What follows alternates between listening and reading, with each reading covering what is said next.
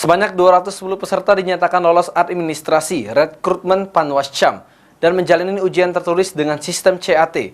Para peserta mengklaim sudah menyiapkan mental dan pengetahuan tentang pemilu sejak jauh-jauh hari. Rekrutmen panitia ad hoc Panwaslu Kecamatan dilakukan secara serius dan konsentrasi, di mana peserta meneliti satu persatu soal yang tersaji di monitor komputer.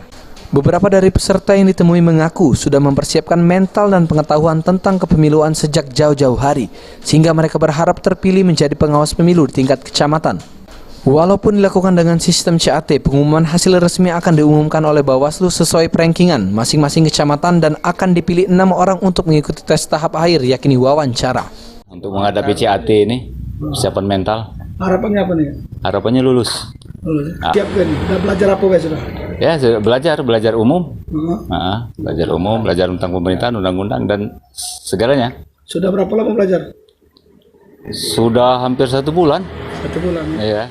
Ketua Bawaslu Oku, Dewan Tarajaya menjelaskan pihaknya hanya sebagai penyedia tempat untuk pelaksanaan tes yang dilakukan secara CAT. Dan rencananya pelaksanaan tes wawancara dijadwalkan 18 Oktober. Barangkali pengetahuan umum mengenai penyelenggaraan pemilu, mengenai demokrasi, wawasan kebangsaan, mungkin yang itu. Tapi untuk kategori-kategori apa saja yang akan kami wawancarakan, itu kita akan menunggu petunjuk dari Bawaslu Republik Indonesia. Ari Pranika, PAL TV.